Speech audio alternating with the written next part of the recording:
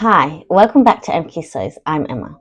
Today's video is going to be having a look at the side tie top, which is the Weekend Sewing Club's August pattern. Sarah asked me to film a tutorial for her club members on how I finished the V neckline with a band. So I'm going to be recording that, but while I'm recording that, I thought I would also record a video for my channel because I've decided to work out a way to turn the side tie top, which is a summer pattern, into a winter version, and so I thought I'd do that on the channel. And I thought I haven't done a video like this in a while, which is spend the day sewing with me. So hopefully you enjoy spending the day sewing with me, and we're going to make the side tie top but with long sleeves for winter. I will say that this is the jersey version of the pattern. I would not change this into a long sleeve version on the woven version of the pattern without perhaps thinking about it in a bit more detail before starting it. But seeing as I'm making another jersey version to demonstrate how I did this neckband, I thought I would have a go at giving it long sleeves as well. I'll put a picture in of me wearing the side tie top. It's a really cute top, and I'm looking forward to making another version but with long sleeves. While I'm sewing with you today, sorry if you hear any talking in the background, that's my kids. They're home, it's a Sunday, but they're busy playing online with their friends, so I'm in the sewing room having a little time to myself. This is the fabric that I've chosen to sew this version of the top in. It's a knit. I don't know what type of knit it is, but I think of it as like a knit that a cardigan would be made out of. I bought this fabric on Facebook Marketplace earlier this year.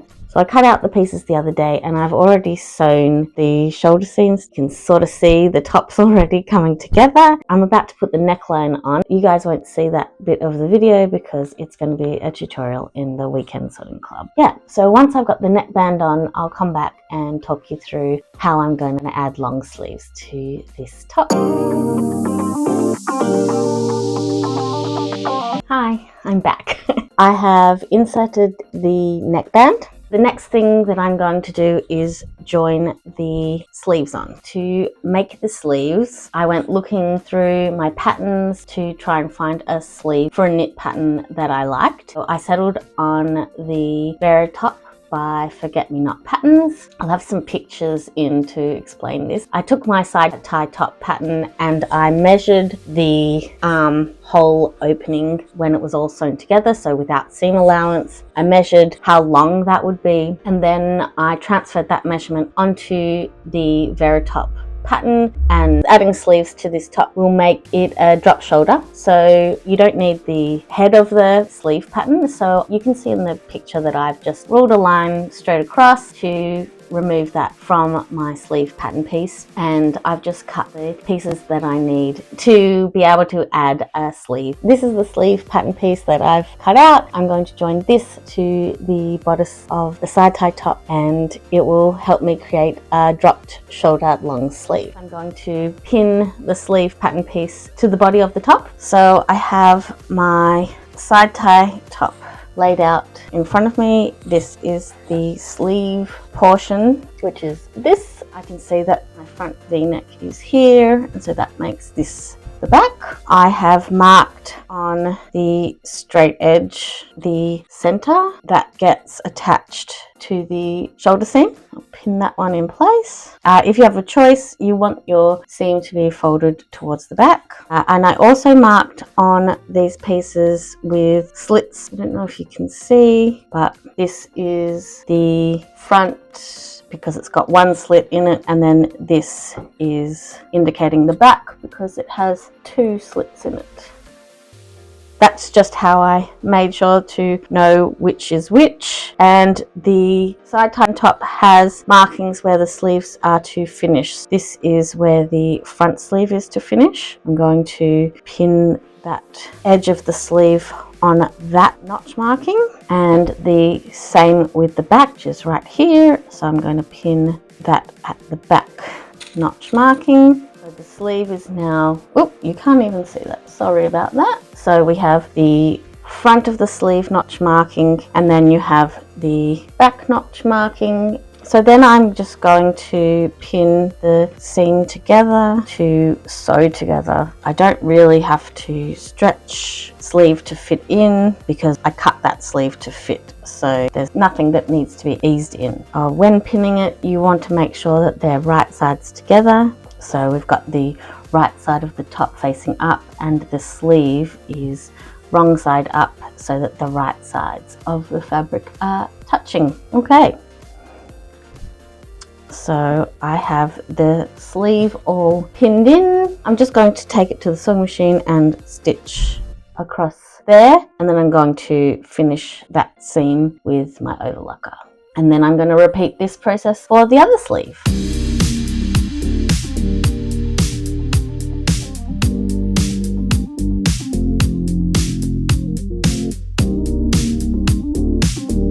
Okay, so that one is all stitched up, and I'm going to take the pins out and then I'll use my overlocker to finish the seam. The reason I'm going to finish this part of the seam is because I won't be able to get to it later. So it's easiest to finish it now before the top is any more put together.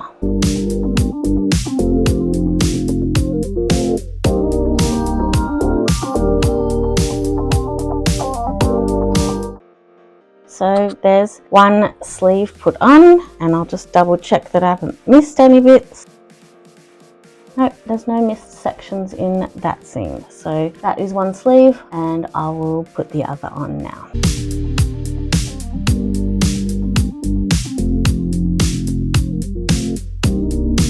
I just finished crocheting this penguin this week, and I've decided to use him as a pincushion. He was supposed to have a body, but I started him last year, maybe the year before, and I never got around to finishing him, and I can't find the pattern, so I just decided to give him a solid base and turn him into a pincushion. That's what I'm using to stick my pins in today.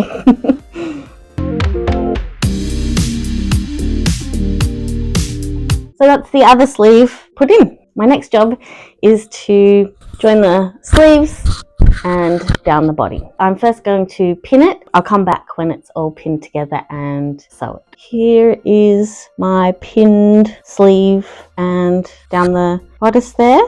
So I'm going to stitch that now.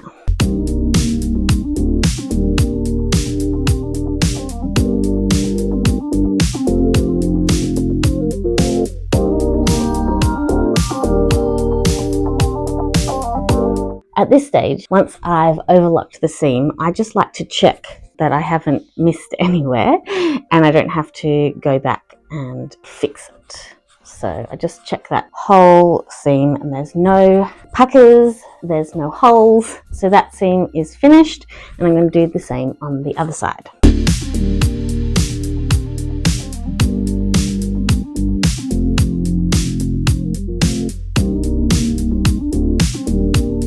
That's it, the sleeves are on, so now I just have to add the cuffs and hem it, and it's finished. I'll be back when I've done all that to show you the finished product. I finished it. In all honesty, I was editing this video and I realized I hadn't recorded the end. So I must have gotten distracted, but I've finished my new long sleeve side tie top and I think it's really cute. This was super fun to make. I even quite enjoyed sewing it along with my camera, but it has taken ages to edit, so I'm not sure I'll do it very often. I really hope you enjoyed seeing how I added long sleeves to a drop shoulder top. You could probably do what I did on any drop shoulder pattern. The same method would work as long as it was a knit pattern. I'm not sure that it would work on a woven pattern because I haven't tried it. So if you're game to do that, then I suggest you give it a go. Anyway, the Weekend Sewing Club, where this side tie top pattern is located, is only open for membership once a month. I think it opens on the 20th of August for the next intake. The good thing about the club is that you get all the past patterns as well as the new monthly pattern. Also in the Weekend Sewing Club there is a live sew along which is super fun to join in on. So it's definitely worth considering joining if that interests you. I just wanted to make sure you knew about that, and I'll leave the link down to the Weekend Sewing Club in the description. Anyway, I hope you enjoyed the video. I feel like it's been ages since we've had a catch up. I've got a number of things going on in the background. The pup date is that my dog Archie is doing great. He's come through his surgery. He ended up having a back issue and now he's starting to mend from that. So he's a little bit more like himself now that we're a few weeks on post-surgery. Some other things that have been happening: my sewing machine broke, so I'm on the hunt for a new one. I went yesterday and had a look at 2 machines, which I'm trying to decide which one I prefer. I'm hoping that in the next couple of weeks I'll have made that decision, because that's a pretty big one and you want to make the right one. You don't want to hate the machine you've ended up buying. So that's taking a little bit of my time working out what I want. So yeah, that's what's been going on in my life lately. I'm really hoping I decide on a machine this week, so that hopefully I can either get it this week or next week at the latest. I am really missing my good little machine. I will be upgrading. It will have more features than what my old machine had, because if you're going to get a new machine, why not upgrade a little bit? I think that's all. But I did miss a video last week. I was a little bit burnt out and emotionally exhausted from everything that had been happening with my dog. I'm not going into details, but we had a few scares with him, so I was just emotionally exhausted. So that's why I didn't have a video ready for you all last week. But that's the first video I've missed since I started doing YouTube videos back in February, so I think I'm doing pretty good for only missing 1 week so far. If you enjoyed this video, I hope you think about subscribing and hitting the like button or leaving me a comment. I love chatting with you down in the comments. So that's it from me. I hope you have a creative day and I'll see you next time. Bye! And yeah, that's the next step for me. Okie dokes. Oops.